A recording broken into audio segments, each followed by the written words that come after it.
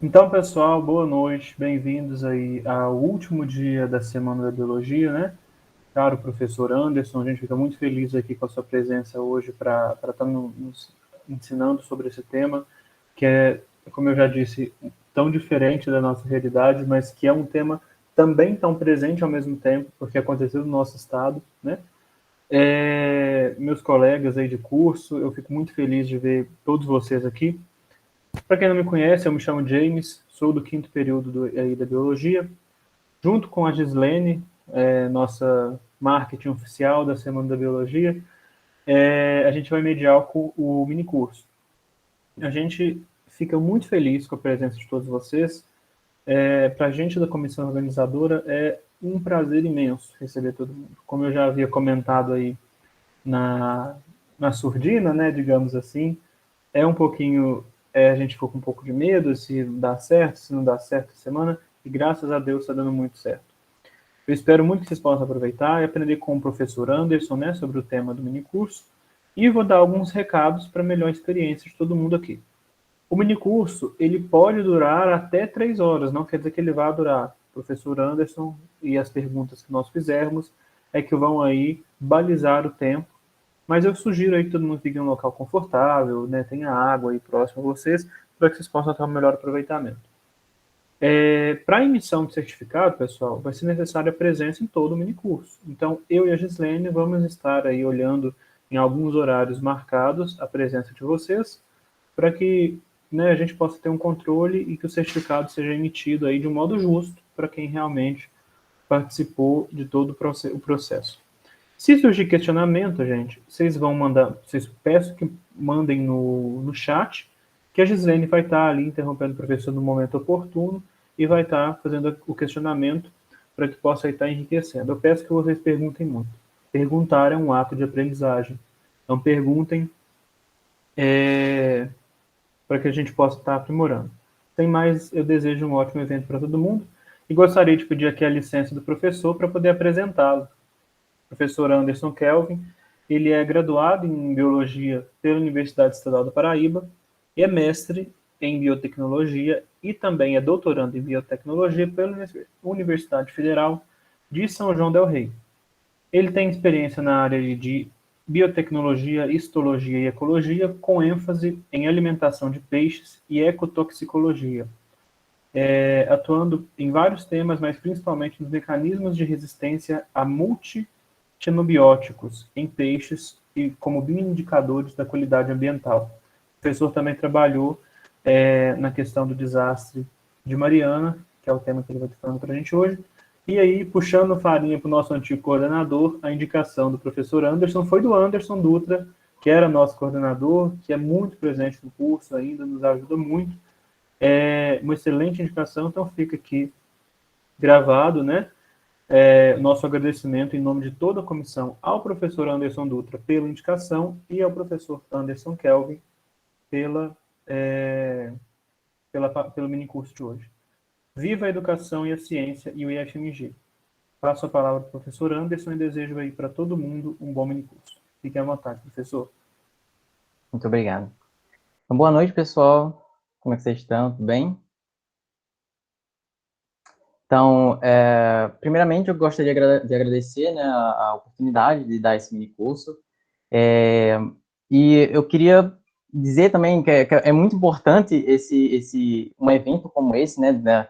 Durante a pandemia, a gente sabe o que é que a gente está passando e um evento como esse faz com que a nossa mente também não pare, a gente tente pelo menos ser produtivo, né? E essa é uma boa oportunidade para isso. Então, como o James já me apresentou, eu sou biólogo formado na Universidade Estadual da Paraíba, sou mestre e estou doutorando em biotecnologia. Eu trabalho principalmente com peixe, mas também relacionado à parte ambiental. E a minha proposta para hoje, para esse mini curso, é fazer uma discussão sobre os impactos do rompimento da barragem de mineração lá em Mariana. Então, eu vou compartilhar aqui com vocês a apresentação. Por favor, podem me interromper, tá? Qualquer dúvida, eu só consigo. Pronto. Vocês estão vendo? Apareceu, professor, certinho. Pronto.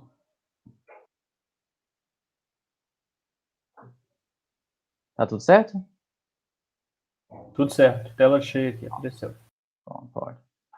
Então, como eu falei, a minha proposta é fazer essa discussão sobre os impactos ambientais causados pelo rompimento da barragem de Fundão, né? E eu quero trazer algumas ferramentas também que possam nos ajudar a identificar os impactos ambientais que não são tão visíveis aos nossos olhos, né? Então, eu vou mostrar algumas ferramentas, principalmente de histologia e de biologia molecular, que podem ser utilizados também para poder observar esses impactos ambientais que não são tão vistos pelos nossos olhos. Então, vou começar aqui. Então, impactos ambientais são definidos como qualquer alteração das propriedades físicas, químicas, biológicas, isso do meio ambiente, que são causadas por qualquer forma de matéria ou energia resultante de atividades humanas.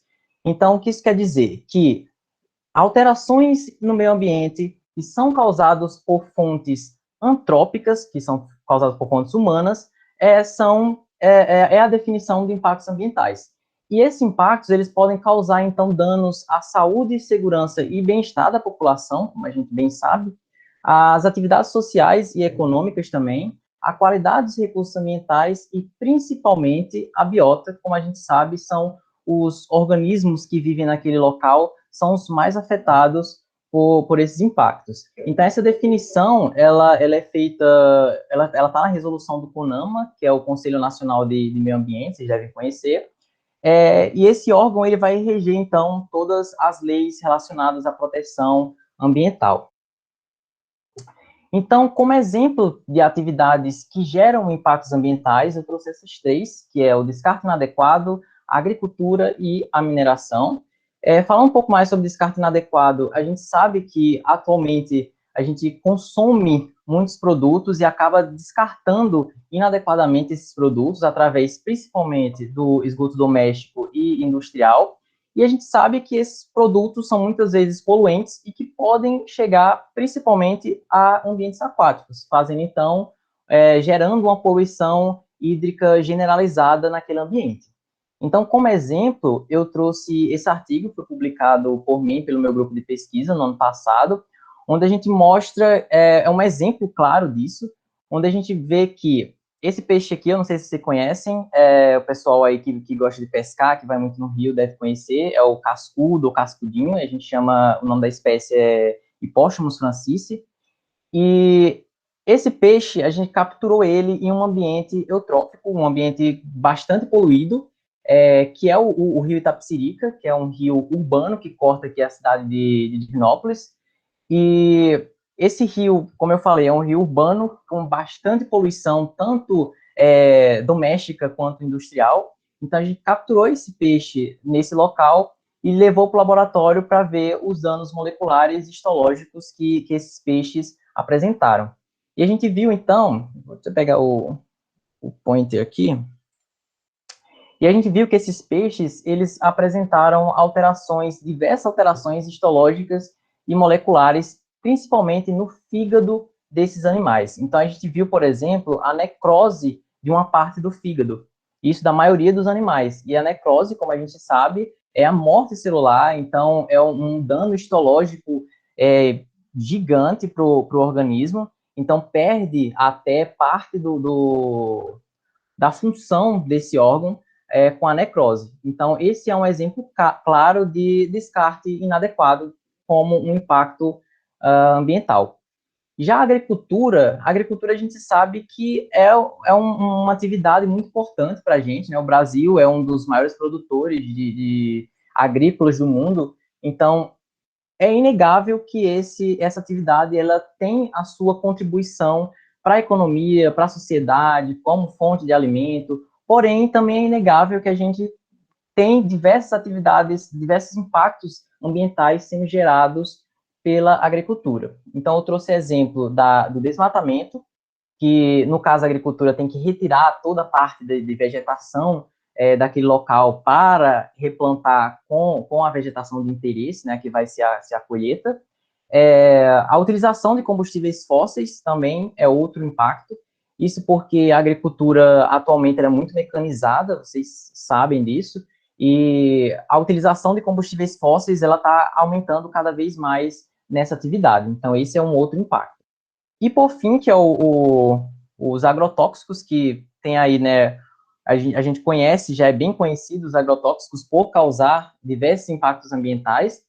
E aí eu trouxe um exemplo também de outro artigo que eu publiquei esse ano, que mostra que esse peixe aqui provavelmente vocês devem conhecer, que é a tilápia, que é o nome da espécie é Oreochromis niloticus, é a tilapinha aí que o segundo peixe mais consumido do mundo, então a maioria de vocês devem conhecer. E esses peixes, nós expusemos eles a diversas concentrações de um herbicida que é chamado de atrazina. Essa atrazina é um herbicida, no caso, vai atuar no controle de ervas daninhas, vai matar ervas daninhas para não prejudicar a safra. Então, porém, diversas vezes essa atrazina ela infiltra no solo e vai parar em ambientes aquáticos. Então, a gente quis pegar o peixe e expor a essa atrazina para ver quais danos ela poderia causar no nível molecular e no nível histológico também nessa espécie. E a gente viu também que a atrazina, em todas as concentrações, ela foi responsável por gerar alterações no tecido do fígado desse peixe. Então, a gente vê aqui essa conformação de tecido aqui, que isso aqui cada bolinha dessa é o núcleo e dentro o nucleolo, e a gente dá para ver diversos espaços em branco ao redor dele, que são alterações histológicas, que é chamada de vacuolização citoplasmática, que é quando o citoplasma ele está praticamente degradado por causa de algum composto químico, que nesse caso é a atrazina, e ele gera esses danos no tecido, formando esses vacúolos, que são essa parte mais branquinha de dentro da célula. Então, esse é um outro exemplo que, no caso da atividade da agricultura, causando impactos ambientais até nos peixes. E, por fim, que é o tema do nosso minicurso, a mineração. Da mesma forma que a agricultura, a mineração ela também é uma atividade bastante importante aí. A gente sabe que o desenvolvimento tecnológico ele só foi possível por causa do material que foi provido pela mineração, o ferro, o alumínio. Então, eles deram todo o embasamento para o desenvolvimento tecnológico, né? Isso não seria possível sem a mineração. A gente não pode deixar a mineração como se fosse um demônio que não pode ser feito. Ela é necessária, a gente sabe disso, porém, ela gera diversos impactos ambientais, talvez até mais que os outros. Então, a gente vê, por exemplo, a descaracterização ambiental, que é o principal impacto da mineração, que a gente sabe que tem aquela remoção também de toda a vegetação, solo, da microbiota do solo, para poder realizar a mineração. E a gente também tem um outro ponto, que é a poluição hídrica, que é realizada pelos rejeitos. A gente sabe que o rejeito ele consegue infiltrar aí no solo e acaba parando em ambientes aquáticos, também afetando todo aquele sistema, todos os organismos que vivem nele também, né? Então, esse é um outro exemplo, esse é um artigo que eu publiquei em 2020 também, nessa grande revista, essa é uma revista europeia de Qualis A1. A gente conseguiu publicar nela, foi inclusive um grande feito com esse trabalho realizado com peixes expostos à água da bacia do Rio Doce. Mas esse trabalho eu vou detalhar um pouco mais para vocês depois, porque ele traz o que eu falei das ferramentas moleculares histológicas que eu vou apresentar para vocês. Mas antes, Professor, vamos... Oi? Pode falar. Nós temos aí 3 perguntinhas já vou fazer elas para não ir acumulando. Claro, Bem? pode fazer. Eu não sei se a conexão da Gislene caiu, mas vou fazê-las. Caso você chegue, Gislene, pode ficar à vontade. A primeira é, professor Anderson, como os microplásticos estão afetando os peixes e os outros animais aquáticos? E como nós, seres humanos, estamos na cadeia alimentar desse impacto causado pelos microplásticos? Então, os microplásticos, eles são outro descarte, ele entra nessa parte de descarte inadequado também, a indústria de plástico aí está gigante. Então, os microplásticos, eles têm diversos trabalhos que estão sendo publicados, que peixes consomem microplástico, a gente vê não só em peixes, mas em mamíferos aquáticos também, em baleia, em aves marinhas e tudo mais, estão consumindo esses partículas de plástico, né? Então, a gente sabe que o plástico, ele não é um alimento. Então, ou ele não faz nada, ou ele faz mal. E diversos trabalhos aí estão mostrando que os microplásticos, eles causam diversas alterações no comportamento de peixes, na alimentação de peixes. Então, geralmente, quando o peixe consome um microplástico, ele vai parar no trato intestinal, ele pode se deslocar para outros órgãos também, então pode afetar todo os organismos, ele se espalha pelo sistema circulatório, então pode afetar diversos órgãos também do peixe. E a gente sabe que a gente consome muito peixe também, né? Então, esses microplásticos, eles podem parar no músculo dos peixes e a gente pode acabar consumindo também. Então, tá aí um outro problema que encaixa nessa parte aqui de descarte inadequado e é um impacto também ambiental muito severo que a gente tem hoje em dia, né? Então, acho que é isso. Certo, professor, obrigado. A outra pergunta é: por que os animais aquáticos são sempre excelentes bioindicadores? Existe alguma particularidade fisiológica que favoreça essa característica? Tem sim. Imagine, eu posso fazer até uma analogia. Imagine se os poluentes, a gente sabe que tem poluentes, mas imagine que esses poluentes estão no ar. Imagine que existem metais pesados, existem agrotóxicos no ar. A gente respira o ar. Então, a gente estaria em contato direto com esse ar que está poluído. É a mesma coisa com os organismos aquáticos. Eles vivem em um local que eles estão em contato constante com o poluente. Eles estão inseridos na água e a água está cheia de poluentes, então eles estão em contato direto. E em questão fisiológica, a gente tem que esses organismos eles são muito abertos para a entrada de poluentes também. Então pode ser por consumo, né, que pode ser pelo trato oral, intestinal, e vai absorver os poluentes por essa via, ou pelas brânquias também, que eu vou mostrar mais para frente, que é o órgão respirador dos peixes. Então, é por causa disso que os peixes são, e os outros organismos aquáticos também, eles são ótimos bioindicadores, né, da qualidade do ambiente. Ô, Gislene, peraí. Professor, só para continuar aqui, a pessoa que te fez a pergunta que a Gislene leu disse o seguinte: participe de uma pesquisa sobre o impacto de agroquímicos na saúde de Tamanduás Bandeiras. Encontramos dezenas de produtos acumulados no pelo e sangue, e muitos danos em vários órgãos, sobretudo fígado e rins. Por acaso, você considera que o tamanho do dano tem a ver com o grau de intoxicação? Essa é uma complementação da primeira pergunta que a Gislene leu. Desculpa, é o que? O grau do dano? O tamanho do dano tem a ver com o grau da intoxicação? Eu não entendi muito bem a pergunta. Deixa eu aparecer para fazer a pergunta melhor. Tudo bem, professor? Okay. Tudo bem, você? Tudo jóia. Eu vi que nos seus trabalhos você mostrou umas fotos, né, dos tecidos, né, dos órgãos, com vários danos teciduais ali. E você conseguiu relacionar diretamente com com o seu experimento. Você introduziu um produto e você relacionou aqueles danos diretamente. Provavelmente você tinha um estudo que não tinha, né, essa aplicação e os peixes não tinham nada. Né? Então, é uma associação direta. O nosso trabalho, a gente não está conseguindo, assim, a gente não conseguiu, embora a gente tenha achado várias lesões, a gente não consegue fazer essa relação. Porque não tem o controle. Porque não tem o controle, são animais de vida livre. Né?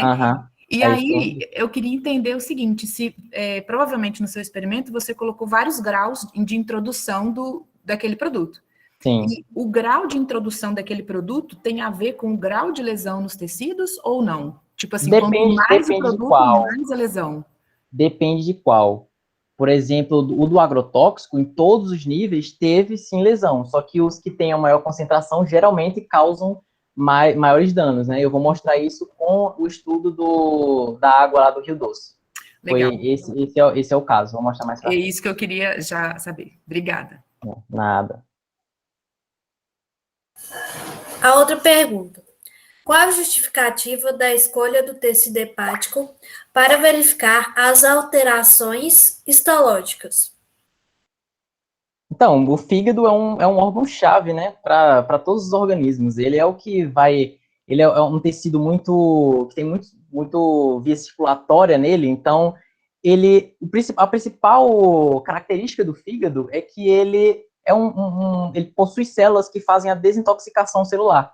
Então, ele pega todo, a desintoxicação do organismo, na verdade. Ele filtra todos os poluentes e vão passar por ele na tentativa de desintoxicação. Então, por isso que o fígado é um órgão-chave, ele é bastante utilizado em experimentos como esse. Há rumores de que já estamos consumindo microplástico em nossa alimentação. Essa informação é verídica? Sim, inclusive vários artigos saindo aí, isso é verdade, sim. Eu vi um que encontrou microplástico no pulmão, a maioria é no estômago, em alimentos, em sal. Sal é um alimento que vem muito com microplástico também. Nas fezes também já encontraram microplástico, então isso é uma verdade, sim, infelizmente. São só essas perguntas por enquanto?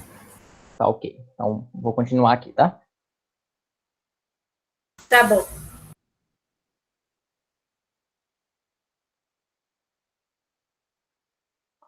Vocês estão vendo a apresentação ainda?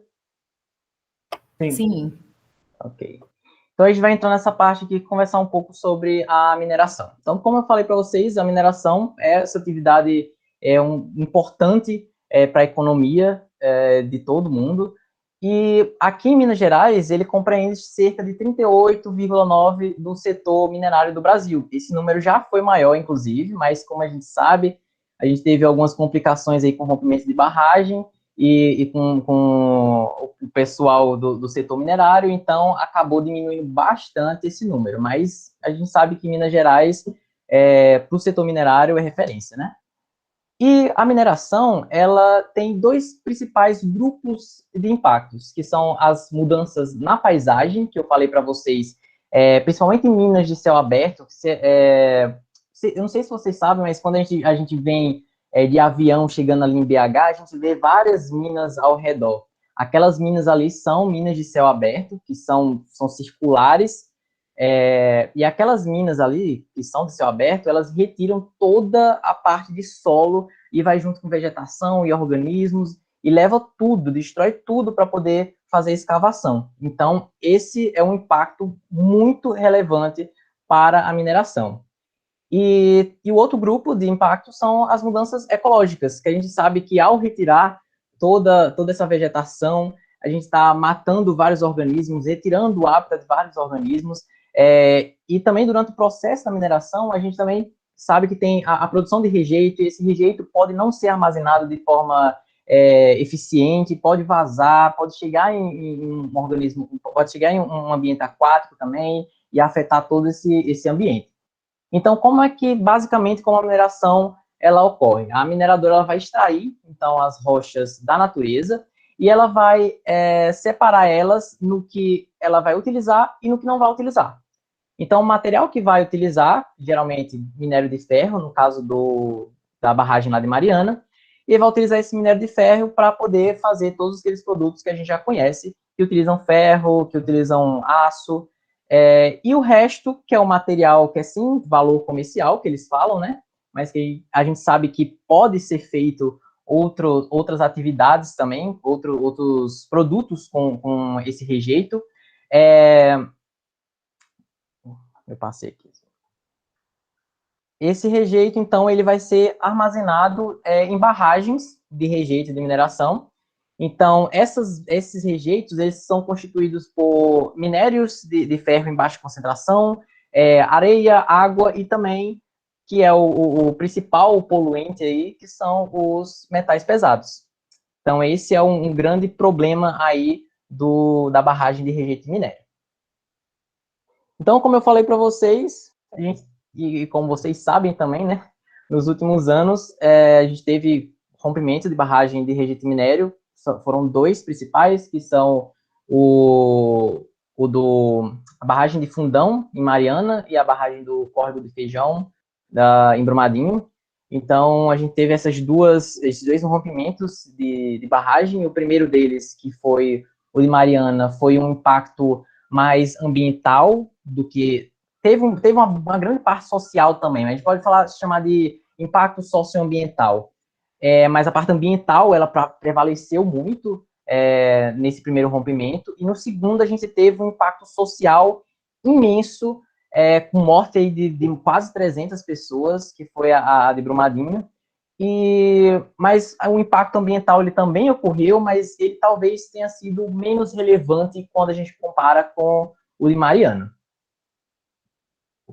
Então, o rompimento em Mariana, que foi da barragem de Fundão, ele aconteceu em 5 de novembro de 2015, e ele, primeiramente, liberou cerca de 50 a 60 milhões de metros cúbicos de rejeito, e essa falha na barragem, ela ocorreu devido à infiltração do líquido, que é da água, né, na barragem. Isso foi o quê? Falha humana, porque não teve uma verificação correta, uma fiscalização correta do funcionamento da barragem. E esse líquido acabou infiltrando na barragem e levou ao rompimento dela, desestabilizou a barragem e ocorreu o rompimento. Então, foram liberados quase 60 milhões de metros cúbicos de rejeito, que atingiu o distrito de Bento Rodrigues, que é um vilarejozinho de Mariana, matou 19 pessoas e formou uma onda de lama que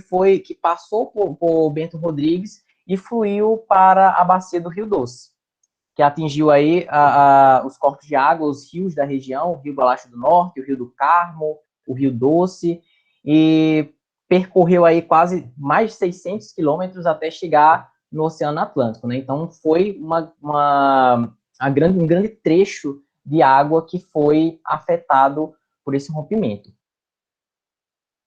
Então, como a gente vai fazer para poder identificar esses impactos?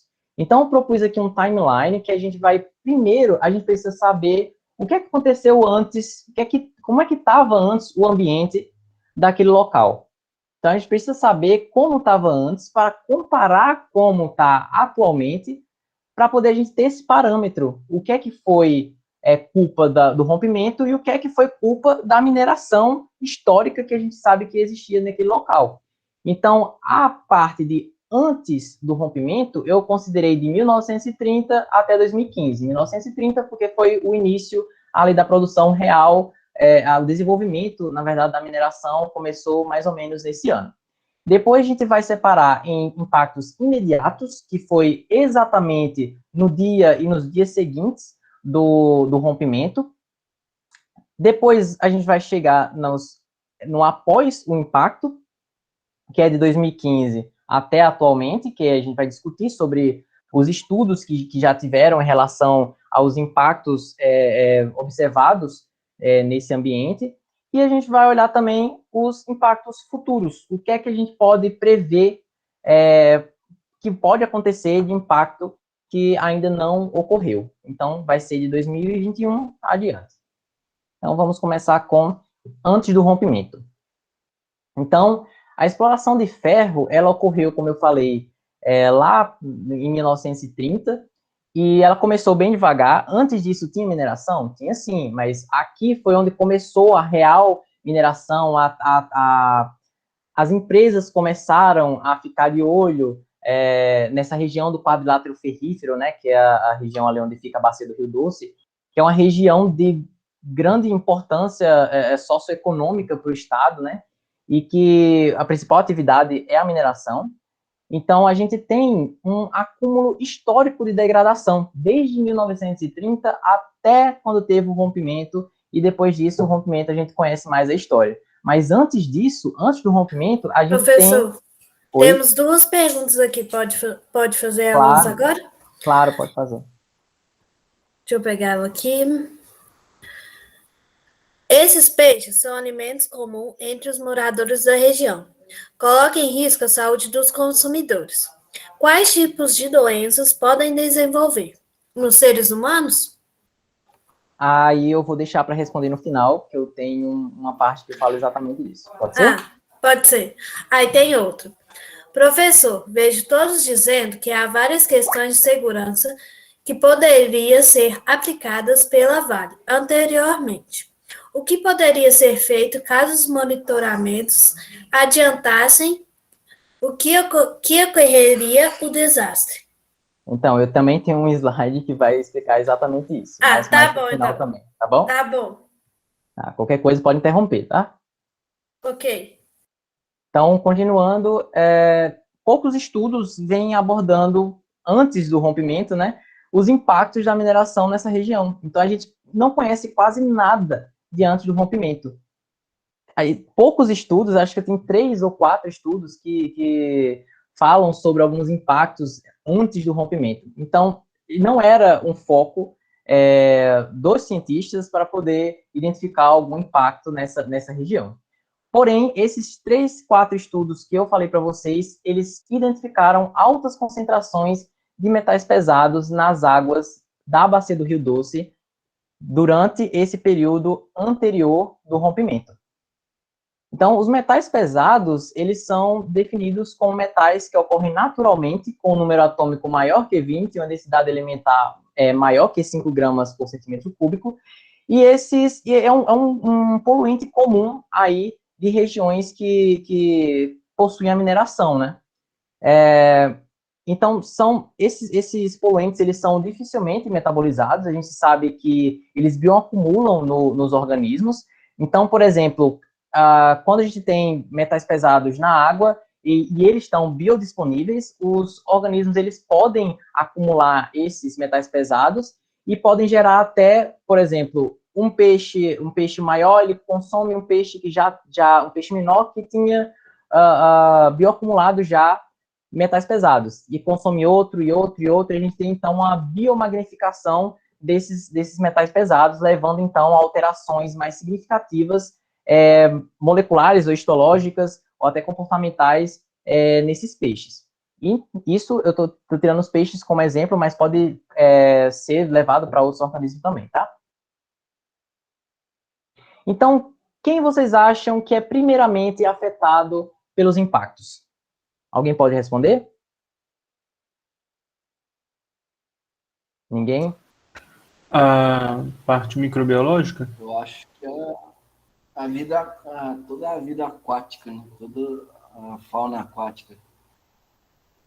Na verdade, os dois são corretos. São todos os organismos. Os organismos que vivem naquele local que é impactado vão ser os primeiros a serem afetados. Vai começar com bactéria, vai começar com fungo, mas pode ter anfíbio, peixe, a vegetação. Então, todos os organismos que estão naquele local, eles são os primeiros que serão afetados por um impacto ambiental. Então, quem melhor que esses organismos para poder nos mostrar os impactos que são causados ao ambiente? Então, antes do rompimento da barragem, a gente vê alguns poucos estudos que falam sobre os impactos nesses organismos. Por exemplo, na vegetação, a gente vê, tem um estudo que fala da perda de hábitat de uma espécie da família Bromeliaceae, que foi decorrente da escavação em minas a céu aberto, que é aquelas minas lá, as minas que retiram, né, a parte da vegetação e do solo. Nos fungos, a gente viu altas concentrações de espécies de leveduras na região do Médio Rio Doce. Para os macroinvertebrados, a gente viu a diminuição da diversidade e da densidade desses organismos. E para bactérias, a gente viu altos índices de produção bacteriana, o que mostra, então, que esse ambiente ele não é um ambiente limpo. Ele é eutrofizado, ele tem uma grande carga de nutrientes, que leva, então, a esses altos índices de produção bacteriana. Então, passando disso, a gente vai para os impactos imediatos. O que é que aconteceu na hora que ocorreu o rompimento? Então, logo após o rompimento, igual eu falei para vocês, rompeu a barragem de Fundão, ela rompeu, aí inundou a barragem de Santarém, e rompeu e levou também a onda de lama que atingiu o distrito de Bento Rodrigues. E durante esse trajeto, levou à morte de 19 pessoas, infelizmente, a destruição de casas dos moradores da população de Bento Rodrigues e causou um impacto ecológico agudo. Isso porque, imaginem só, os organismos aquáticos, vamos tirar como exemplo, os organismos aquáticos, eles estão lá no rio, o rio está naquelas condições, ele não está limpo totalmente, como a gente viu, já tinha mineração levando a impactos naquela região. Daí vem uma onda de lama de uma vez só, do nada, e altera toda a física e toda a química da região, retira toda a vegetação, faz o revolvimento do sedimento. Isso a gente vê, então, que leva a essas alterações mais agudas, né, que são alterações rápidas.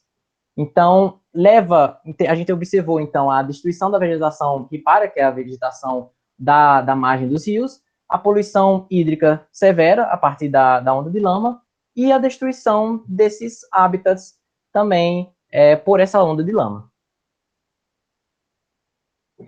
Então, igual eu falei para vocês, quando a gente tem esse evento agudo, extremo, imaginem só que os organismos eles não estão acostumados a isso. Principalmente organismos aquáticos, eles não estão acostumados a esses eventos extremos de mudança de temperatura, mudança de pH, mudança de turbidez. Então, todas essas mudanças repentinas, eles levam a alterações muito severas ou até a morte de peixes, e de peixes e organismos aquáticos também. E foi isso que a gente viu no Rio Doce. Veio a onda de lama, alterou agudamente todos os parâmetros físicos e químicos da água e levou à morte aí de 11 toneladas de peixes que eles, pelo menos o que eles coletaram, né? Que o pessoal, depois disso, foi lá e coletou os peixes mortos e 11 toneladas foram capturadas. Imaginem aqueles que eles não conseguiram ainda, né? Então, foram muitos animais que foram mortos devido a essa onda de lama do rompimento da barragem. Então, quais são os impactos específicos para os organismos aquáticos? Então, a gente tem aí fragmentação e destruição de hábitat, que eu falei para vocês que a onda de lama acabou destruindo a vegetação, destruindo os locais de reprodução também de peixe, a contaminação da água com a lama de rejeito, que levou, então, à morte aí de diversos organismos aquáticos. A gente tem o assoreamento do leito dos rios, devido à sedimentação da lama, o soterramento das lagoas e nascentes adjacentes ao leito dos rios, que a gente sabe que na dinâmica dos ambientes aquáticos, a gente vê que o rio ele sempre está acompanhado com aquelas lagoas adjacentes que servem, que tem uma dinâmica com o rio na hora de encher, na hora da vazante. Então, essas lagoas elas também foram soterradas, impedindo a troca dessas lagoas com os rios. A gente também viu, então, a destruição de áreas de reprodução de peixes, igual eu falei, a interrupção da conexão com os tributários e com essas lagoas marginais. Então, o soterramento dessas regiões de tributários, então, impediu que alguns rios eles desaguassem, alguns córregos também desaguassem nessa região onde teve o rompimento. E a gente teve, principalmente, também a alteração do fluxo hídrico, porque a onda ela alterou a sedimentação do rio, levando, então, a desvios no canal do Rio Doce, né? E já em relação à vegetação, a gente teve quase 1.469 hectares afetados pelo rompimento. Então, o rompimento, a onda de lama veio e levou toda essa parte de vegetação próxima aí ao Rio Gualache do Norte. A gente teve a destruição das matas de galeria, que são aquelas matas mais próximas à nascente do rio, que cobrem os córregos. Eu não sei se vocês sabem, aquelas matas de galeria são aquelas que são uma vegetação de uma margem e da outra, elas se encontram formando aquelas galerias, aqueles túneis que protegem a nascente do rio, e ela foi destruída. A gente também teve soterramento de bancos de sementes, o que acaba impedindo o retorno aí de espécies nativas de vegetação. E agora a gente vai falar um pouco mais sobre os impactos após o rompimento. A gente viu os impactos imediatos até então. Agora são os impactos após o rompimento. Então, após o rompimento, a gente observou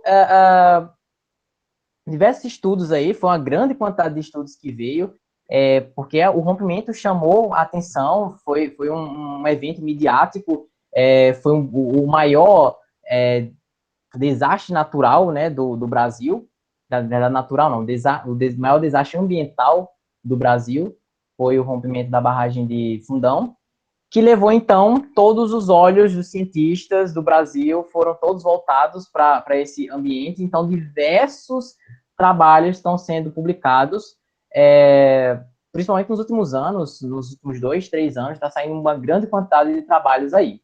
E esses trabalhos, eles estão vendo aqueles impactos que ocorreram em escala menor, aquilo que a gente chama de impactos invisíveis, que é aquilo que eu falei para vocês. A gente consegue ver os impactos que estão mais à vista, né, que são aqueles impactos mais marcantes, que seria, igual está na imagem aí, o rio com essa coloração, a vegetação destruída, a sedimentação, os peixes mortos. Então, a gente vê muito esses impactos mais relevantes, né?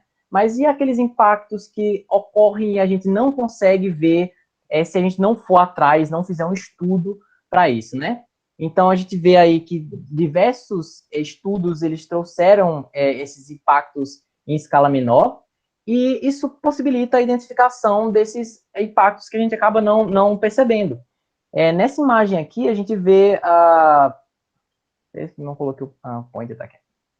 A gente vê a comparação de como que era o Rio Doce logo após o rompimento e como ele está atualmente em alguns trechos. Claro, ainda está assim em alguns trechos, principalmente próximo lá ao rompimento, mas ele está dessa forma aqui. Melhorou a coloração, não melhorou? Parece que está um rio normal, não teve impacto mais, mas e os impactos invisíveis? E aqueles impactos que ainda estão rolando aí, estão dentro desse ambiente e a gente não sabe? Então, essa proposta que eu vim trazer para vocês também, ver esses impactos que não são tão visíveis para nós. Então, onde nós podemos concentrar nossas atenções para poder identificar esses impactos que não são tão visíveis? Seria em níveis organizacionais maiores, como ecossistema, comunidade, população?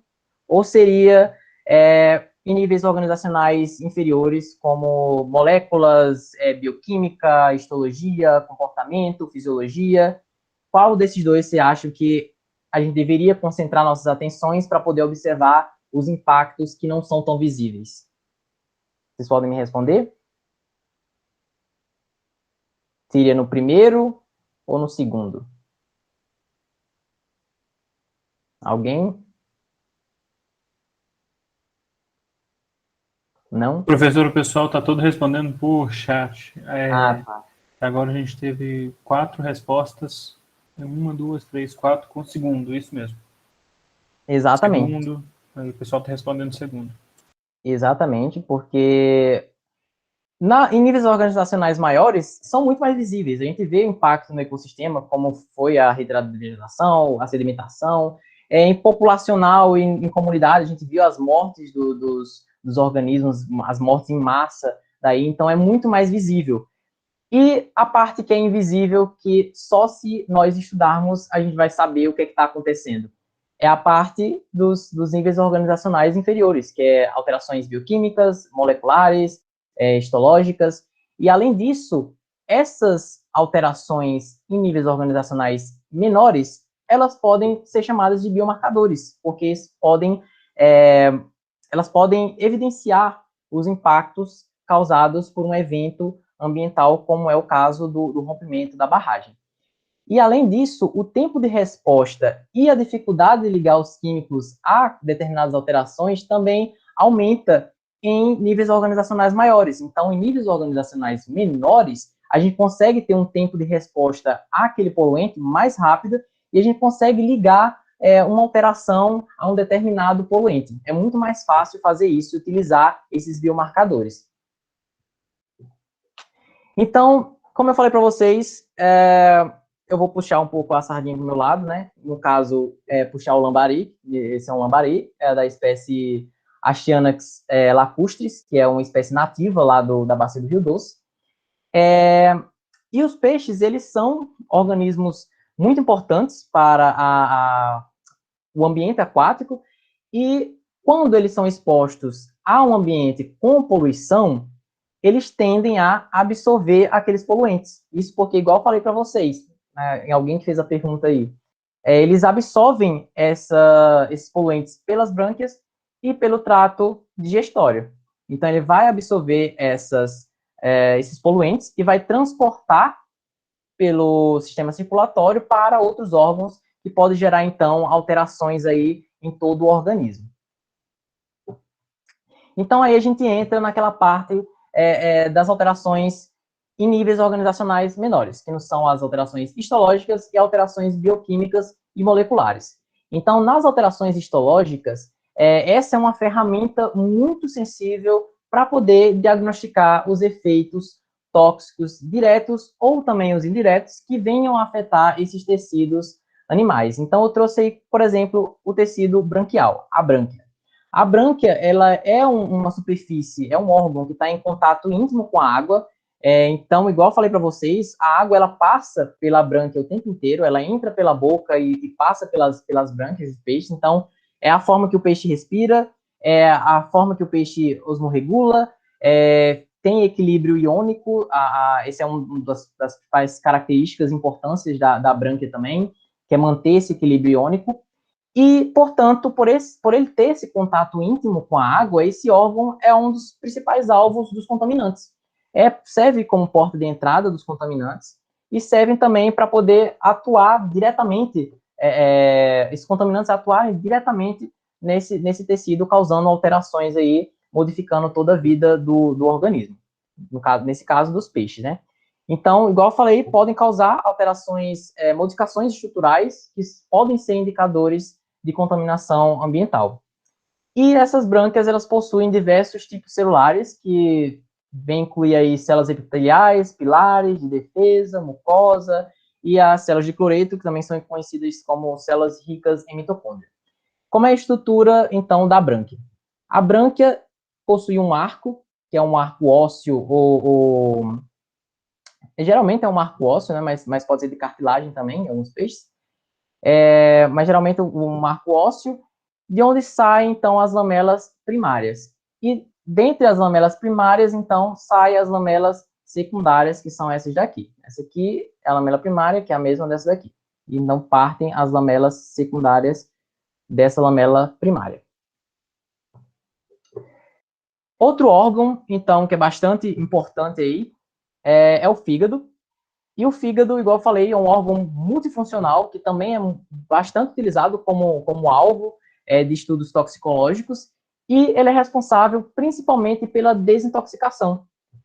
Então, devido a essa função de desintoxicação, a sua posição e o suprimento sanguíneo, que eu falei também é um órgão bastante vascularizado, é um dos órgãos mais afetados pelos contaminantes que venham entrar no organismo.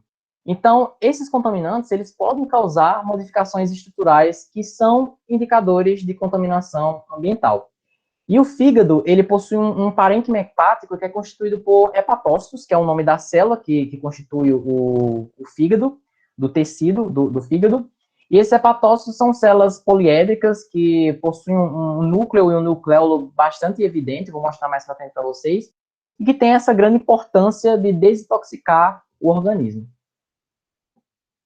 E daí agora a gente entra nas alterações moleculares, lembrando que isso ainda é aqueles níveis organizacionais inferiores, que é o nível histológico e agora os níveis moleculares. Então, de alterações moleculares, eu trouxe para vocês essa primeira, que é chamada de glicoproteína P, também conhecida como PGP. Eu sei que biologia molecular é um monstro de 7 cabeças para a maioria das pessoas, mas eu espero que vocês entendam também aqui. Então, o poluente, que é esse triângulozinho aqui azul, ele vai, quando ele atinge o órgão, ele vai entrar na célula, certo? Então, ele vai entrar na célula e ele vai atingir, pode causar aí alterações bioquímicas, alterações no DNA. E como é que a célula faz para poder se defender disso? A glicoproteína P é um desses mecanismos de defesa de uma célula. é uma proteína, é uma glicoproteína intermembranar, então ele fica na membrana celular, e qual a atuação dela? Ela localiza esses poluentes e retiram ele dentro da célula antes que eles venham a causar alguma alteração significativa para a célula.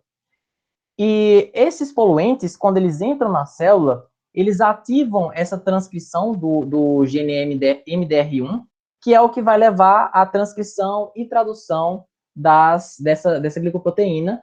Então, quando tem uma grande quantidade de poluentes dentro da célula, isso vai dar um sinal para aumentar também a expressão dessa glicoproteína, para poder retirar esses poluentes. Então, essa é a função da glicoproteína P. Isso em relação aos poluentes, né? É assim que ela vai agir. Alguma pergunta? Pessoal da organização? Momento, acabou de chegar uma que eu ia falar que não tinha, mas acabou de chegar.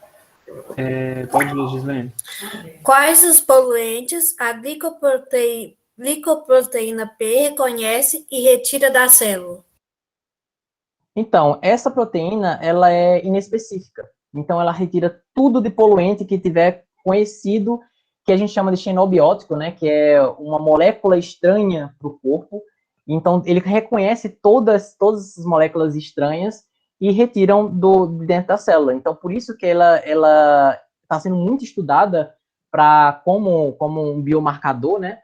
Porque ela é uma proteína que retira todas as moléculas que são estranhas de dentro da célula. Então, ela é inespecífica. Mais alguma pergunta? Somente essa. Tá, ok. Então, vou continuar. Uma outra alteração molecular seria da proteína de choque térmico 70, que é chamada de HSP70. E como é que essa proteína funciona? Então, quando a gente tem um fator estressante, que pode ser uma alteração física ou uma alteração química, como um poluente, então um poluente entra na célula, ele pode interagir com algumas proteínas, fazendo com que elas desnaturem. E essa proteína desnaturada, ela não é funcional, certo? Então, ela vai enviar um sinal para o DNA para ele aumentar a expressão da HSP70. A HSP70, então, vai atuar nessas proteínas desnaturadas, fazendo com que ela seja reparada por essa proteína. Então, essa proteína, qual a função dela? Reparar as proteínas que são desnaturadas por algum poluente. Então, essa é uma proteína de proteção celular, né? Que vai atuar protegendo a célula contra essa desnaturação de proteínas, que é progressiva quando tem algum poluente. E, por fim, das alterações moleculares, a gente tem a sódio-potássio ATPase. E como é que funciona a sódio-potássio ATPase? A sódio-potássio ATPase é uma proteína também intermembranar, fica na membrana celular, e ela é bastante conhecida daí também, porque ela não funciona somente com poluentes, mas ela é responsável por retirar 3 íons sódio de dentro da célula e internalizar 2 íons potássio. E para que ela faz isso? Para poder manter a homeostase do organismo. Mas para os poluentes, ela vai atuar principalmente na brânquia. A brânquia, a gente tem uma célula que é chamada de célula de cloreto. E essa célula de cloreto, ela tem uma grande quantidade de sódio-potássio ATPase. Porque, igual eu falei para vocês, a brânquia, ela tem essa capacidade de troca iônica. E como é que eu vou ter essa troca iônica se eu preciso de energia? Quem é que vai me dar essa energia? Vai ser exatamente a sódio-potássio ATPase. Com essa troca de íons, ela vai consumir, inclusive, aqui o ATP, vai quebrar o ATP em ADP, e vai, então, gerar uma força motriz para essa troca iônica do ambiente com o organismo através das células da brânquia. Então, aí agora a gente entra naquele artigo que eu mostrei para vocês, que eu publiquei em 2020, e agora eu vou detalhar um pouco mais para vocês esse artigo e mostrar quais ferramentas que eu utilizei, dessas que eu mostrei para vocês, histológicas e moleculares, que eu utilizei nesse artigo para poder identificar os impactos em níveis organizacionais menores em peixes expostos à água da bacia do Rio Doce 3 anos após o rompimento. Então, será que depois de 3 anos a gente consegue ver uma alteração histológica e molecular, mesmo o ambiente tendo melhorado daquele jeito, como eu mostrei para vocês? Então, a gente vai ver isso. Então, nesse estudo, a gente coletou água em 3 pontos da bacia do Rio Doce. O primeiro ponto, antes, tem alguma pergunta, antes de eu começar essa parte? Não, professor. Não tem nenhuma, não. Tá, ok. Então, voltando. A gente coletou água em 4 pontos na bacia do Rio Doce. O primeiro ponto, esse P1 aqui, ele foi antes do local de rompimento da barragem. A barragem é nesse triângulozinho aqui, o Bento Rodrigues, que é o distrito, fica nessa bolinha aqui. E esse ponto foi antes do local de rompimento. O ponto P2 foi o primeiro local após o rompimento da barragem. Isso no Rio Gualacho Norte. A maioria das pessoas acham, inclusive, que o rompimento foi no Rio Doce, porque só se fala do Rio Doce. Mas o rompimento não foi no Rio Doce, o rompimento foi no Rio Gualacho do Norte. E o Rio Gualacho do Norte, como ele é um rio menor, aí o pessoal prefere chamar logo de Rio Doce, mas não foi no Rio Doce. Então, o rompimento foi no Rio Gualacho do Norte, ele passou por toda essa região aqui do Gualacho do Norte, a gente coletou nesse ponto aqui. Depois, ele se transforma no Rio do Carmo, quando junta o Rio Gualacho do Norte com o Rio do Carmo, e aí fica só o Rio do Carmo, então a gente tem outro ponto aqui, que é o ponto P3, e quando o Rio do Carmo se junta com o Rio Piranga, ele se transforma, então, no Rio Doce, e a gente coletou em mais um ponto aqui, que foi depois de uma hidroelétrica, que é chamada de Risoleta Neves. Então, a gente coletou o último ponto aqui após essa hidrelétrica, já no Rio Doce, tá? Então, a gente coletou essas amostras de água e a gente congelou e levou para o laboratório para poder, depois descongelar e realizar o experimento. Então, o experimento, a gente utilizou o lambarizinho aqui, que é uma espécie nativa de lá, que é a Astyanax lacustris, e a gente utilizou 100 indivíduos de Astyanax lacustris. Então, a gente pegou eles, foram comprados, não foram coletados no local, eles foram comprados, eles foram aclimatados por 15 dias em um tanque de 150 litros, e teve um fotoperíodo de 12 horas claro e 12 horas escuro. Então, foi um fotoperíodo controlado para poder tentar minimizar os impactos também de luminosidade. Então, como foi o desenho experimental? A gente pegou 10 peixes de Astyanax lacustris e separou em 10 aquários. Nesses 10 aquários, então, são 2 para cada um dos pontos que a gente coletou água e 2 controles. Então, a gente colocou 2,5 litros em cada um dos aquários e colocou 10 peixes em cada um deles. Então, o ponto P1 foi em duplicata, 2 aquários para o ponto P1, 2,5 litros, 2,5 litros. E assim para os outros pontos também. E para o controle foi água sem nenhum tóxico, água tratada, para poder servir como controle, né? E esses peixes, eles ficaram por 7 dias nesses aquários, e a temperatura foi monitorada e a alimentação foi mantida, mas em baixa concentração também, para não causar nenhum impacto nos resultados. Então, agora a gente entra nos resultados. Essa é uma imagem histológica de Branquia, é bem diferente do esquema, né? Mas, igual eu falei para vocês, aqui é a lamela primária e aqui são as lamelas secundárias. E na lamela primária, então, no controle, a gente vê, é possível observar essas célulazinhas aqui, que tem o citoplasma mais eosinofílico, que é mais rosinha, que são as células de cloreto, que eu falei que são aquelas células responsáveis pela troca iônica e que são ricas em sódio, potássio e TPase. Também temos células epiteliais, que são essas células que ficam coladas aqui na lamela secundária. Tem células pilares, aqui a gente não consegue ver células de mucosa, mas geralmente tem. E aqui a gente encontra os vasos sanguíneos passando na lamela primária e também sobem pela lamela secundária. Então a gente vê aqui que esse órgão ele é bastante especializado para poder fazer trocas com o ambiente. Então, por isso que ele é um órgão que é muito afetado pelos poluentes, né? Então, no P1, que é o primeiro ponto, aquele antes do rompimento, a gente não vê grandes alterações histológicas, está até parecido um pouco com o do controle. Então, a gente não tem nenhuma alteração muito relevante. Quando a gente chega no ponto P2 e no ponto P3, vocês conseguem ver a diferença do controle como ela está, e do ponto P2 e P3, que são aqueles pontos após o rompimento. Olha a bagunça que está aqui nesse tecido. A gente vê, então, quais alterações a gente consegue observar aqui. Destacamento do epitélio. Então, as células epiteliais, que são essas daqui, que eu estou marcando, elas estão destacando da lamela secundária.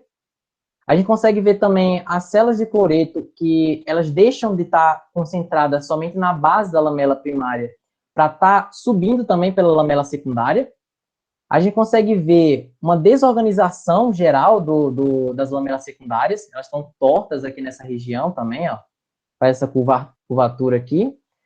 E o aumento no número de células interlamelares, que são células que ficam entre as lamelas secundárias, que a gente vê que elas se restringem somente à base da lamela primária, e aqui a gente vê elas aumentando na lamela secundária, subindo na lamela secundária. Da mesma forma que a gente vê no ponto 3 também esse descolamento do epitélio. A gente consegue ver também aqui um granulócito, que é uma célula de defesa, que a gente não consegue observar nas outras. Então, são aí várias alterações histológicas que a gente consegue observar nos peixes que foram expostos à água do rompimento, né? Após o rompimento. Isso 3 anos. Então, com 3 anos, essa água ainda consegue promover essas alterações nesses organismos. E, por fim, o ponto P4, que também não teve grandes alterações, mesmo sendo depois do rompimento, mas igual eu mostrei para vocês, ela ocorreu, esse ponto a gente coletou após essa usina aqui hidrelétrica, e diversos estudos mostram que grande parte da onda de lama acabou parando aqui também. Então, a Vale até concentrou alguns trabalhos dela nessa região para poder retirar a lama que ficou retida aqui na barragem, na hidrelétrica. Então, continuando, agora a gente vai para fígado. Então, no fígado controle, a gente vê os hepatócitos, que são as células do parênquima hepático, bastante evidentes, elas estão com a morfologia bastante característica delas, que é uma célula poliédrica, bem delimitada, com o nucleolo bem delimitado, com tamanhos de núcleos próximos, sem nenhuma alteração relevante aí no controle. Então, já no P1, que mesmo naquele ponto que é antes do rompimento, a gente já observou algumas alterações. Isso foi por causa do rompimento? A gente não pode dizer que é por causa do rompimento, porque ele não atingiu aquela região. Então, isso foi por causa de quê? Por causa de um ambiente que já foi historicamente poluído pela mineração. Então, mesmo sem o rompimento, a gente vê que aquele ambiente ele é um ambiente poluído. Não adianta, enquanto tiver mineração naquele local, ele vai continuar sendo um ambiente poluído. E a gente consegue ver através desses impactos em um ponto que foi antes do local de rompimento. Então, quais alterações a gente viu aqui? Tem uma principal, que é a hipertrofia celular, que é esse aumento no volume do citoplasma da célula. Nesse caso aqui é nuclear também, então foi um aumento nuclear e citoplasmático da célula. Então, a célula, ela aumenta de tamanho porque ela está tentando se defender, então ela aumenta o seu metabolismo e acaba aumentando de tamanho também. Então, essa aqui está bem evidente o tamanho dessa aqui, que essa seta está mostrando, o tamanho dessa célula em comparação a algumas outras. Então, essa é a primeira alteração de fígado.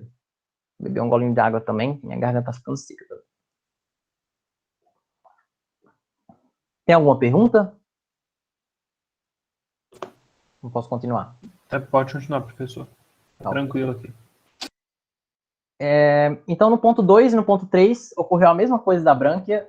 Esse aqui está uma bagunça. A gente vê, em comparação com o controle tem essas linhas aqui que a gente chama que os hepatócitos são alinhados, eles formam esses cordões, geralmente. Então, aqui está uma bagunça, aqui não existe mais esse empilhamento, essa conformação normal de hepatócito. A gente vê aí diversas células com vacuolização citoplasmática, então a gente vê essas partes mais branquinhas são vacúolos, e também degeneração citoplasmática, esse aqui ele indica uma degeneração citoplasmática. Então essas células elas estão destruindo, elas vão acabar entrando em necrose, em apoptose, e vão acabar morrendo, e o fígado ele não vai conseguir manter a sua função no organismo, então não vai conseguir manter o organismo funcionando. Isso são peixes expostos somente a 7 dias. Aí vocês imaginam os peixes que estão lá atualmente, que estão expostos de uma forma crônica a esse poluente, que esses peixes foram expostos de forma aguda somente 7 dias. E já teve todas essas alterações, né? Então, no ponto P2 e no ponto P3, a gente vê quase as mesmas alterações, que são a degeneração citoplasmática, a gente vê o aumento celular, a gente vê a vacuolização citoplasmática, desorganização das células. Então, são várias alterações que mostram que esses ambientes, eles não são ambientes propícios para o organismo manter a sua vida normal. Ele está sempre naquela região onde eu estou vivo, mas eu estou só sobrevivendo porque o meu fígado ele está detonado, minha brânquia também está, e imagina os outros órgãos que eu não avaliei, né? E no ponto P4 a gente não vê muitas alterações histológicas também, está bem parecido com o controle, então não teve muitas alterações. Então, todas essas alterações que eu falei, elas são associadas a respostas do tecido ao tóxico. Na brânquia, por exemplo, tirando como exemplo o descolamento do epitélio, que eu mostrei para vocês, que é quando a célula epitelial ela destaca da lamela secundária, porque o peixe, no caso, o tecido da brânquia, ele prefere fazer isso. Ele faz isso como um mecanismo de defesa, e não porque o poluente ele foi lá e destacou a célula epitelial. O organismo, o tecido, ele utiliza desse mecanismo de defesa para poder distanciar o tóxico do sangue. Porque, igual eu falei para vocês, a brânquia ela é bastante vascularizada, é onde tem diversas trocas de oxigênio, diversas trocas iônicas. Então, é bem vascularizado. Então, se o poluente ele chega nessa região, ele vai entrar no organismo. Então, quando as células elas percebem a presença desse poluente, elas destacam da lamela secundária para poder aumentar esse espaço entre o tóxico e o sangue. Então, a gente vê aqui um metal pesado que chega aqui nessa região. Seria mais fácil se ele entrar por onde não tem um destacamento epitelial, ou ele ter que passar pelo destacamento epitelial para poder entrar na lamela. Dessa forma, seria mais difícil para ele. Então, esse é um mecanismo de defesa que esse tecido tem para poder impedir a entrada de tóxicos no sistema circulatório. Já no fígado, a gente vê aqui, eu trouxe como exemplo, a vacuolização dos hepatócitos. Essa vacuolização, ela se refere a uma inibição da síntese de proteína e também indica uma depressão de energia. Isso acaba gerando uma desagregação de microtubos, que vai gerar, então, essa conformação de vacuolização no citoplasma. Isso porque o tóxico vai entrar, vai inibir a síntese de diversas proteínas, vai diminuir a energia, porque vai diminuir o metabolismo celular, e vai formar essas células com o vacúolo citoplasmático, que pode gerar uma degeneração do citoplasma e levar a pontos necróticos no tecido também. E agora a gente entra na parte molecular. Como é que a gente vai avaliar os pontos, aquelas moléculas que eu mostrei para vocês nesses tecidos? Antes, tem alguma pergunta da parte de histologia? Tudo tranquilo. Tranquilo. Ok. Qualquer coisa pode interromper, tá? Então, para as alterações moleculares, primeiramente a gente vai ver a sódio-potássio-tepiase. Como eu falei para vocês, a sódio-potássio-tepiase, ela está localizada principalmente nas células de cloreto, que são as células responsáveis por fazer a troca iônica nas brânquias. Então, elas são essas daqui, onde a seta está indicando. São essas células mais amarronzadas aqui.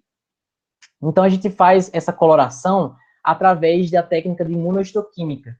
A gente pega um anticorpo de interesse, que nesse caso é um anticorpo anti-sódio potássio DPase, que vai se ligar, então, à sódio potássio DPase, e a gente liga um cromóforo a ele, que vai mostrar, evidenciar onde que está aquela proteína de interesse que a gente quer ver. Então, a gente utilizou a imunohistoquímica para poder observar onde é que está a sódio potássio DPase. Então, no controle, a gente vê as células de cloreto bem aqui na base da lamela primária, e em comparação com o ponto P2, que é aquele logo após o rompimento, a gente vê uma maior concentração de sódio potássio DPase, que são nas células de cloreto, na base aqui da lamela primária, mas também na lamela secundária, coisa que não ocorre aqui no controle. Então, a gente vê também uma concentração de sódio potássio DPase nessas células. Olha o tamanho que essas células ficaram, em comparação com essas células aqui. Então, o tamanho aumentou bastante. Isso mostra o quê? Que essa proliferação e essa desorganização das células de cloreto, em comparação com o controle, elas podem estar associadas a um mecanismo de proteção à poluição por metais pesados. A gente sabe que metais pesados, eles são também, têm cargas iônicas e eles conseguem competir com os outros íons para poder atravessar a sódio potássio DPase.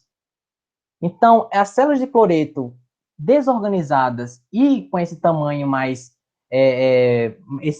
elas maiores e se proliferando também para as lamelas secundárias, é para poder aumentar a capacidade do transporte iônico. Então, eles aumentam a célula, jogam tem a proliferação celular para a lamela secundária, para poder dar conta da quantidade de metais pesados e também da troca iônica ao mesmo tempo.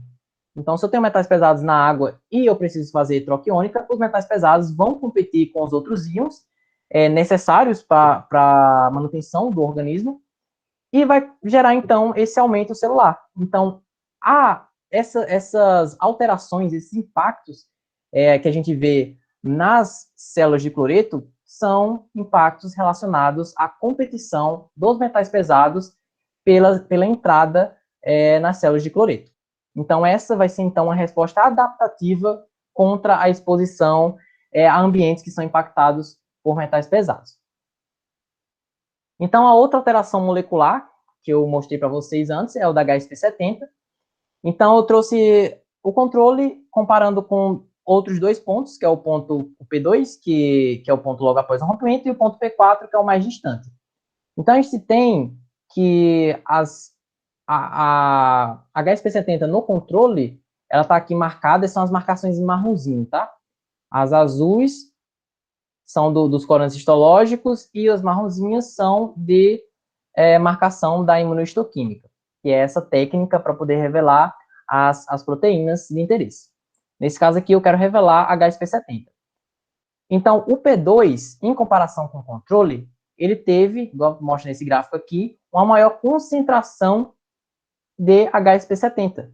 Então, ele expressou uma maior quantidade de HSP70 em comparação com o controle. Enquanto que o P4, ele tem quase nada de expressão de HSP70. Então, a gente vê que o grupo P2, ele teve HSP70 induzida, e o P4 teve HSP70 inibida. Então, a gente tem pouca informação sobre essa parte de inibição da HSP70.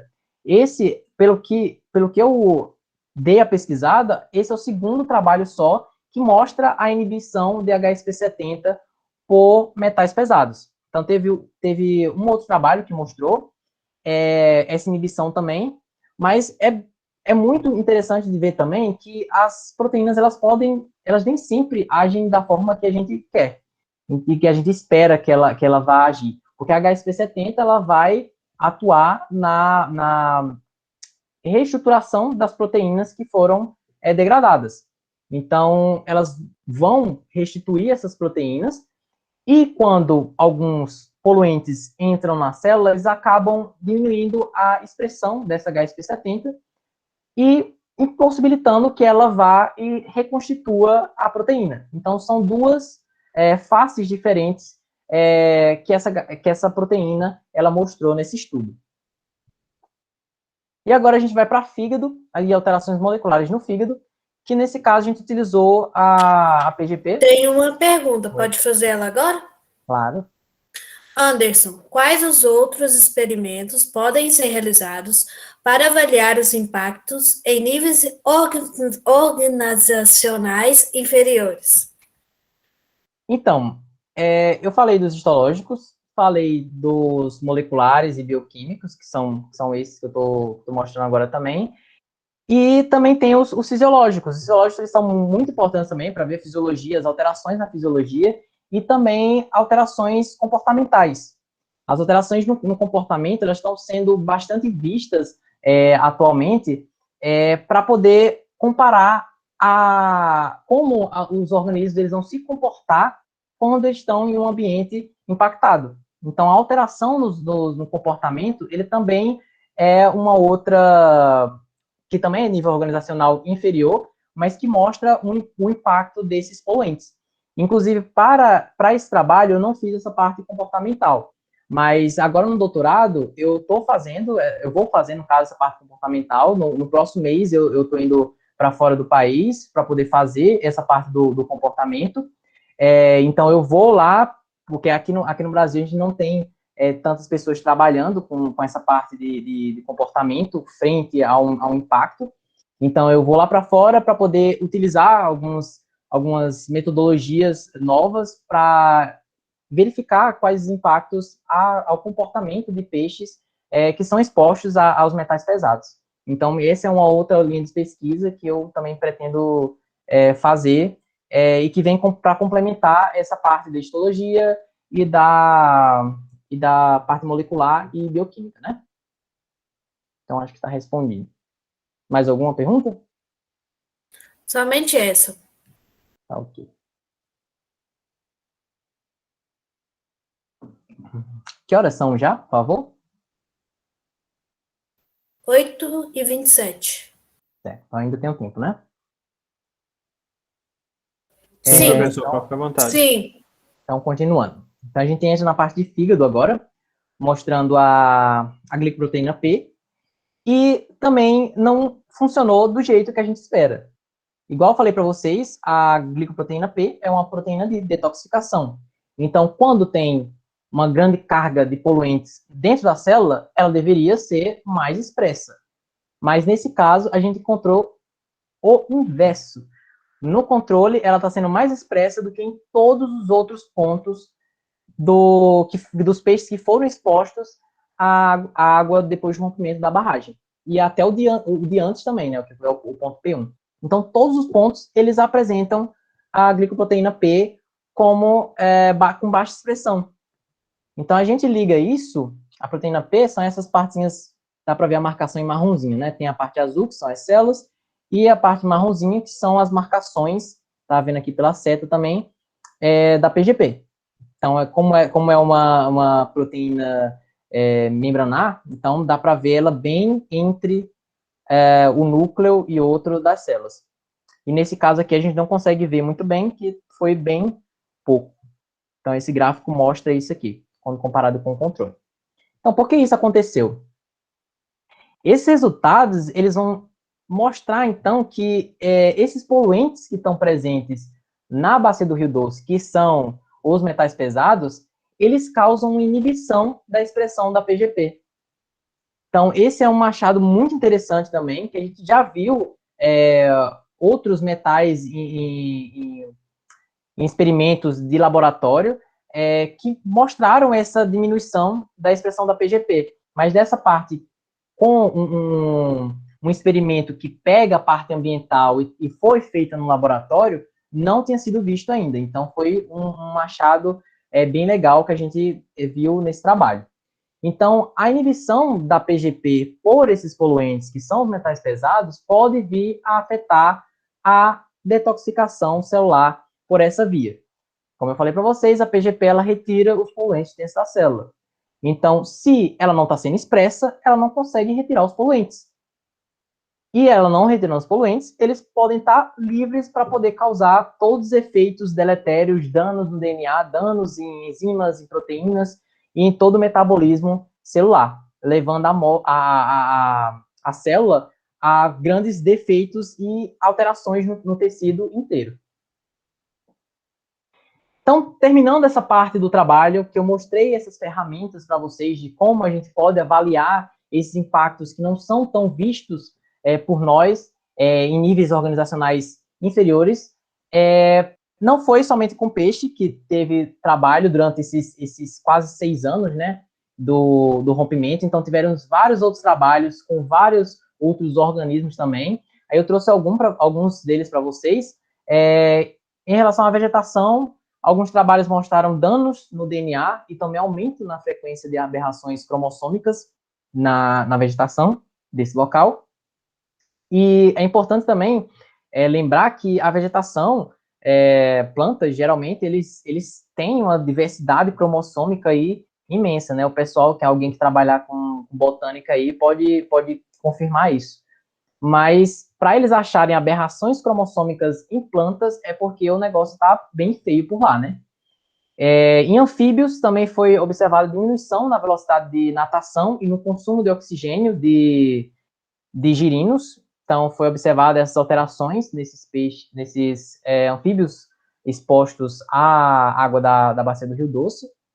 Em artrópodes, foi observada a bioacumulação de metais, a diminuição na taxa de sobrevivência e também na taxa de reprodução. E já para bactérias, foi observado alteração nos perfis metabólicos e diminuição de atividades enzimáticas nessas bactérias. Então, tem esses outros trabalhos aí que viram esses impactos em outros organismos, que também são impactos que não são tão visíveis. São impactos em níveis organizacionais inferiores. E agora a gente entra para os impactos futuros. O que é que a gente pode prever, o que é que a gente pode predizer sobre esse impacto? Então, esse trabalho aqui, ele mostrou que em 2015, essa lama, ela acabou, após o rompimento, ela sedimentou, tem essa grande quantidade de metais pesados, ela acabou sedimentando. E o que é que ele prevê para um possível cenário futuro? A gente teve, após o rompimento, a onda de lama retirando toda a parte de vegetação. Então, está aqui a vegetação bem diminuiu de tamanho. Então, com o passar dos anos, a vegetação vai acabar voltando e vai acabar revolvendo esse sedimento e tornando, então, os metais pesados novamente disponíveis na água. Então, os metais pesados que ficaram aqui nessa camada de lama e de sedimento que ficou aqui no fundo do rio, vai ficar constantemente soltando metais pesados para a água. E isso porque a vegetação ela vai revolver e os outros organismos também vão revolver esse solo e vão liberar esses poluentes, e também porque a vegetação ela vai utilizar esses metais pesados no solo, vai bioacumular neles e vai deixar disponível aí para os consumidores primários para poder consumir essa vegetação e acabar bioacumulando também metais pesados e passando durante a cadeia trófica para outros organismos superiores. Então, esse é um outro possível cenário futuro de possíveis impactos que podem acontecer ainda devido ao rompimento. Então, eu coloquei aqui a pergunta: vocês acham que o rio ele vai voltar ao estado como era antes do rompimento ou não? Ele vai ficar nesse cenário aqui de sempre enviando metais pesados para a água eternamente, vai afetar agora os organismos, nunca mais eles vão poder ter uma vida normal naquela região. O que é que vocês acham? O rompimento ele vai ser permanente ou não? O que é que vocês acham?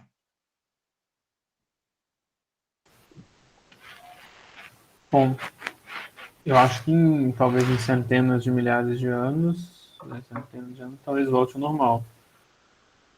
Isso. Parece que também a Jennifer acabou de colocar aqui nos comentários, que também acredito que seja assim. E aí, pessoal, o que vocês acham? É exatamente isso. Vai ficar aí por anos e anos. Esse estudo mostra isso pode realmente acontecer, é um cenário futuro, mas que já tem outros artigos que estão mostrando que isso realmente ocorreu, e que vai ficar aí por alguns anos, a gente não sabe quantos, até alguma hora esses metais eles serem aí metabolizados por algum outro ser vivo que seja capaz de metabolizá-los, mas fica aí, né? A gente não sabe o que é que vai acontecer, a gente tem esse cenário, tem essa manutenção dos impactos nos organismos por sei lá quantos anos, e esses metais pesados, eles vão estar aí causando alterações nos organismos até a gente não sabe quando, né? Então, os organismos eles vão precisar superar esses novos desafios, que são essa constante poluição por metais pesados. Então, infelizmente, é uma realidade que os organismos vão ter que se adaptar a isso, né? Então, a gente entra naquela pergunta que vocês fizeram. E a população exposta a esse cenário? O que é que acontece com a população? Eu falei tanto de organismos, os organismos aquáticos, eles vão estar em contato direto com os metais pesados, vão ter alterações histológicas, vão ter alterações moleculares, fisiológicas, comportamentais, mas e a população? Então, a população, alguns trabalhos mostraram que a saúde mental ficou bastante prejudicada da população, principalmente porque teve uma parte de sofrimento emocional e psíquico devido à perda de familiares, devido à perda de casas, da cidade que o pessoal morava, tanto em Mariana quanto em Brumadinho. Teve essa comoção, né? Então, leva a um quadro de saúde mental que é bastante preocupante para essa região, né? O outro ponto é o alimento contaminado. Então, nessa região, o pessoal que consumia peixe dessa região, por exemplo, não vai poder pescar, porque o peixe vai estar contaminado com metais pesados. Não vai poder beber água, porque a água vai estar contaminada com metais pesados. Então, infelizmente, esse é um outro impacto gerado pelo rompimento. E, por último, são as doenças também, que estão aí, que devido ao rompimento, elas ficam mais relevantes, que não são doenças ligadas diretamente aos metais pesados, mas que são doenças que são ligadas a situações de caos. Então, quando a gente tem a destruição de uma cidade, por exemplo, como foi o caso de Mariana e de Brumadinho, a gente tem o aumento em doenças como tétano, arboviroses, a rubéola também, que pode atingir essa população. Em relação à segunda pergunta que fizeram também, que eu deixei para responder agora, os metais pesados, eles podem causar diversas alterações nos humanos também. Do mesmo jeito que acontece com os peixes, pode acontecer com os humanos também. Pode ter alteração celular, pode causar dano em fígado, pode causar dano pulmão, mas principalmente em estômago e rim. São os principais órgãos que são atingidos, pelo menos em humanos. Então, aí todos os órgãos, uma vez do metal pesado no organismo, mas isso é em baixas concentrações, porque a gente tem metal também no nosso corpo, e eles são essenciais para algumas atividades no nosso corpo, mas quando em altas concentrações, dependendo dos metais, eles podem causar esses efeitos tóxicos para o organismo também, tá bom? Então, para finalizar, a gente vai ver como nós podemos evitar esses impactos. Então, eu trouxe aí uma lista de possíveis soluções, talvez, para poder evitar o rompimento, mais um rompimento de barragem, né, que infelizmente não foi seguido depois do primeiro rompimento, que teve um rompimento de Mariana, depois teve de Brumadinho, então eles não seguiram esses passos para poder tentar evitar esses problemas, né? Então, o primeiro deles é realizar soluções, ou pensar em soluções para minimizar a quantidade de resíduos gerados e fazer o seu descarte. Professor? Oi? Tem uma pergunta. Pode fazer. O que são arboviroses? Arboviroses são doenças que são causadas por mosquito. Então, febre amarela, zika, chikungunya, dengue. Então, todas essas doenças que têm o mosquito como vetor. Então, é chamada de arbovirose. Tá bom? Então, seguindo, racionar o uso de água também é um caso para poder evitar os impactos, porque a mineração ela utiliza uma grande quantidade de água e um desperdício enorme de água também. Então, talvez racionar o uso de água seja uma solução para poder evitar um pouco desses impactos. A reabilitação de áreas degradadas, como eu falei para vocês, em minas de céu aberto, retira toda aquela vegetação, eles poderiam, depois que acabar as atividades, reabilitar aquelas áreas que foram degradadas. A diminuição e eliminação do uso de barragens, porque atualmente as barragens são o principal meio de contenção dos rejeitos, mas aí a gente já tem, principalmente depois desses rompimentos, uma grande quantidade de novas técnicas para poder armazenar os rejeitos, né? Tem uma que eu vi que é de prensa do rejeito, utilização do rejeito para construção civil, então tem diversos outros usos aí que, infelizmente, eles não utilizam e preferem usar as barragens de rejeito, né? Outro processo também para poder evitar o impacto seria a utilização de softwares para monitorar as imagens das superfícies de barragem, a fim de identificar rapidamente possíveis movimentos irregulares. Isso provavelmente já deve estar sendo utilizado, assim como alguns desses outros. Espero que seja mais efetivo, né, que eles tenham desenvolvido softwares que sejam realmente capazes de fazer essa monitoração, mas já está sendo, sim, empregado para poder analisar a segurança dessas barragens também. Outro ponto é a definição e obediência dos parâmetros mais rígidos de segurança. Então, isso a gente sabe que não ocorreu nos últimos rompimentos, né? E pode acontecer também em vários outros. Essas barragens são construídas por humanos e os humanos são falhos também, então nunca é 100% seguro, mas se seguir com rigidez esses parâmetros de segurança, talvez a gente possa evitar impactos como esses rompimentos. Então, outro ponto é a criação de protocolos de emergências que são mais eficazes. Hoje em dia também já foram feitos esses protocolos. Então, fazer alarme para poder avisar a população, placa, isso tudo já tem em algumas áreas que tem barragem de rejeito. E, por último, é a adequação do projeto à legislação ambiental vigente. Esse chega a ser até engraçado, né? Porque a mineração, ela causa tantos impactos que chega a ser até difícil adequar ela para ser sustentável, né? Mas já tem alguns passos que podem ser utilizados, igual eu falei para vocês, diminuir água, diminuir a utilização de água, utilizar o rejeito. Oi? Tem uma pergunta, pode fazer ela agora? Pode sim. Quais são esses outros tipos de utilização dos rejeitos?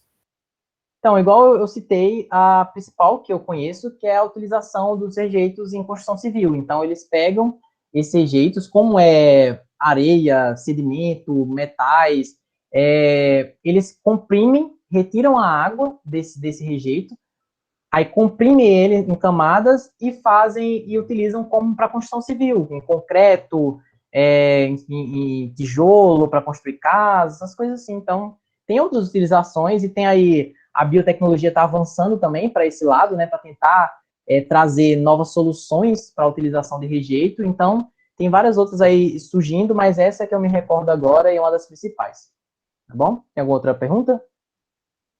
Por que não foram utilizados ainda?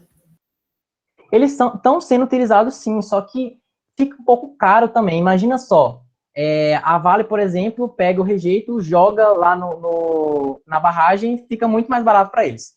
Aí imagina eles terem que contratar uma empresa para poder pegar o rejeito, transformar esse rejeito em utilização e depois partir para a venda. A Vale está querendo a parte de metais, ela não está interessada muito em como vai utilizar os rejeitos. Senão eles não jogavam os rejeitos fora também, né? Mas é isso, mas a gente está caminhando até para isso, já tem vários projetos para a utilização do rejeito como material para a construção civil. Então, aos poucos, talvez a gente consiga caminhar para. Assim, não é uma utopia, né? Mas vamos ver para onde a gente vai chegar. Mas não é impossível, não, a Vale fazer isso e outras empresas também começarem a fazer isso. Tá bom? Tá ok. Tem mais alguma pergunta? Somente essas. Certo. Então, como eu estava falando para vocês, é a adequação do projeto à legislação ambiental, que é bastante difícil. A mineração gera muitos impactos para poder se enquadrar na legislação ambiental, porém, elas podem fazer o suficiente, né? Podem fazer o possível, na verdade, para poder se enquadrar. E espero que no futuro elas cheguem a tentar fazer todos esses pontos aqui para poder tentar evitar esses impactos. Então, por fim, eu trouxe alguns pontos de destaque do minicurso para vocês relembrarem. Então, primeiro, a gente vai ter que olhar para o passado para poder comparar com a atual situação. Então, a gente viu que, se a gente olhar para antes, a mineração está sempre presente nessa região. Então, os impactos causados no rompimento da barragem, ela foi um impacto pontual, mas que gerou outros impactos a longo prazo, mas que isso pode até estar somado com os impactos pré-existentes, igual eu mostrei para vocês. Outro ponto é olhar para os organismos, porque eles que vão nos mostrar quais são aqueles impactos que a gente não consegue ver. Então, a gente tem que olhar para a vegetação, a gente tem que ver organismos aquáticos, a gente tem que ver organismos terrestres e tem que estudar eles para poder entender quais impactos esse rompimento pode ter gerado. Porque o rompimento de barragem, ele é um evento raro, né? Não acontece sempre. Então, a gente não sabe exatamente quais impactos podem ser levados a partir desse rompimento. Então, tiveram outros em outros lugares do mundo também, mas em comparação com o de Mariana e o de Brumadinho, não existe. Esses são os maiores rompimentos, e cada caso é um caso também, né? A gente vê aí que Brumadinho, ele teve mais mortes humanas do que um prejudicial para o ambiente, porque teve uma contenção maior do rejeito, enquanto que o de Mariana levou aí para todo o Rio Doce, chegando até o Oceano Atlântico, então acabou tendo mais impactos que o de Brumadinho. Um outro ponto que eu falei para vocês é olhar para os impactos invisíveis. Então, a gente tem que observar esses impactos que não são tão visíveis aos nossos olhos. Então, as alterações em níveis organizacionais inferiores, elas devem ser observadas e devem ser estudadas, e estão sendo estudadas, na verdade, por vários pesquisadores nos animais daquela região. E, por fim, olhar para o futuro. Nós temos que estudar e compreender o que a gente já sabe, todos esses estudos que a gente já sabe, a gente vai ter que olhar para eles e tentar predizer o que é que vai acontecer com esses impactos, né? Então, são esses pontos de destaque do minicurso, tá bom? Então, gostaria de agradecer a atenção de todos. Se tiverem mais algumas perguntas, eu estou aqui para responder. Qualquer coisa também, vocês podem mandar e-mail para mim depois, para tirar mais dúvidas. Meu Instagram tá aí, o Instagram também do laboratório. Se vocês quiserem mandar mensagem e seguir também lá no Instagram do laboratório, a gente posta vários estudos que a gente já fez. É um laboratório de processamento de tecidos, então a gente trabalha muito com histologia e com animais aquáticos, principalmente peixes. Então a gente tem vários trabalhos interessantes aí com peixes expostos a medicamentos, a agrotóxicos, a nanomateriais, enfim, vários trabalhos aí de toxicologia com peixe. Então, se vocês tiverem interesse, podem seguir lá também, tá bom? Então é isso, agradeço novamente, muito obrigado pela atenção. Professor, eu venho aqui, acho que falar em nome de todo mundo, agradecer muito ao minicurso que o senhor apresentou para a gente, agradecer. Principalmente o que mais me chamou a atenção foi a parte, eu posso dizer, técnica da coisa, de como são feitos os estudos, eles foram muito bem demonstrados. Então, para a gente que é aluno, que ainda faz, que a gente está começando na nossa carreira acadêmica, na nossa carreira de pesquisa, ter essa visão, um professor apresentar esse conhecimento para a gente é muito importante. Não apenas do tema em si, mas também de modos em que se pode fazer a pesquisa, do que é avaliado. Isso dá uma noção científica muito interessante. Tem Isso abre até oportunidades imensas que vocês podem fazer. Então, a pesquisa está aí, né? A gente não pode desistir. A ciência está aí para ser feita. A gente tem que ter entusiasmo. Infelizmente, a gente sabe como é que está a ciência atualmente. aqui no Brasil, mas tem muito a ser feito e tem muita coisa para a gente estudar. E, igual você falou, você está na graduação, mas já vocês estão acabando, vocês vão aí para a carreira de vocês também. Eu também não sou velho, eu sou novo, estou há pouco tempo nisso também, me formei em 2014, aí já fiz mestrado, estou no doutorado agora também, mas eu sou novo igual vocês e já estou aí nesse caminho da ciência e espero que vocês também sigam isso, que a gente precisa de pessoas novas para poder fazer trabalhos como esse que eu mostrei para vocês.